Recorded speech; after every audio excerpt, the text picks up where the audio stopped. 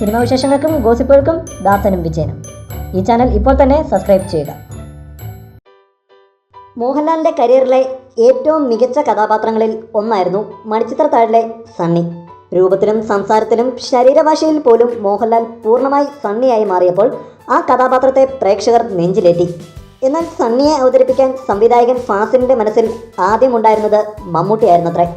പക്ഷേ പിന്നീട് ഫാസിൽ ആ തീരുമാനം മാറ്റി. ചിത്രത്തിലെ ചില രംഗങ്ങൾ മമ്മൂട്ടി ചെയ്താൽ പ്രേക്ഷകർ എങ്ങനെ അത് ഏറ്റെടുക്കുമെന്ന് ഫാസിൽ ഭയന്നിരുന്നു. തുടർന്നായിരുന്നു മോഹൻലാലിനെ നിശ്ചയിച്ചത്. ഇതിനെക്കുറിച്ച് ഫാസിലിൻ്റെ വാക്കുകൾ ഇങ്ങനെ: ഡോക്ടർ സണ്ണിയായി മമ്മൂട്ടിയായിരുന്നു ഞങ്ങൾ ആദ്യം പരിഗണിച്ചിരുന്നത്.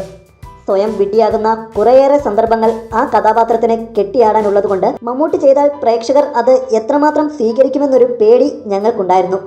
അങ്ങനെയാണ് ഞങ്ങൾ ലാലിലേക്ക് മടങ്ങിയെത്തുന്നത്. ആലപ്പുഴയിലെ റേബാൻ ഹോട്ടലിലിരുന്നാണ് ലാൽ മണിച്ചിത്രത്താഴിൻ്റെ കഥ കേൾക്കുന്നത്. കഥ ലാലിന് ഭയങ്കര ഇഷ്ടമായി. പക്ഷേ എനിക്ക് ചില ആശയക്കുഴപ്പങ്ങൾ ഉണ്ടായിരുന്നു. പ്രത്യേകിച്ച് ഗംഗയാണ് യഥാർത്ഥ മനോരോഗിയെന്ന് വിശദീകരിക്കുന്നിടത്തൊക്കെ വളരെ നീണ്ട ഡയലോഗുകളുണ്ട്. അതൊക്കെ ലാഗ് ചെയ്യുമോ എന്നൊരു സംശയം ഞാൻ ലാലുമായി പങ്കുവച്ചു. അത്രയൊക്കെ വേണ്ടേ എന്നാണ് ലാൽ തിരിച്ചു ചോദിച്ചത്. ഒരു അഭിനേതാവിന് ഒരു സ്ക്രിപ്റ്റ് സെൻസ് കൂടി ഉണ്ടാകണമെന്ന് ഈ സംഭവം തെളിയിക്കുന്നു. ലാലിൻ്റെ പൂണ്ടുവിളയാട്ടമാണ് മണിച്ചിത്രത്താഴിൽ നടന്നത്. അഴിഞ്ഞാടുക എന്നൊക്കെ പറയില്ലേ, അതുപോലൊരു പ്രകടനം. അതിന് ഉപമാനങ്ങളേ ഇല്ല, ഫാസിൽ പറഞ്ഞു. കൂടുതൽ സിനിമാ വിശേഷങ്ങൾക്കും ഗോസിപ്പുകൾക്കും ദാസനും വിജയനും. ഈ ചാനൽ ഇപ്പോൾ തന്നെ സബ്സ്ക്രൈബ് ചെയ്യുക. വീഡിയോ ഇഷ്ടപ്പെട്ടെങ്കിൽ like, share, comment. Thank you.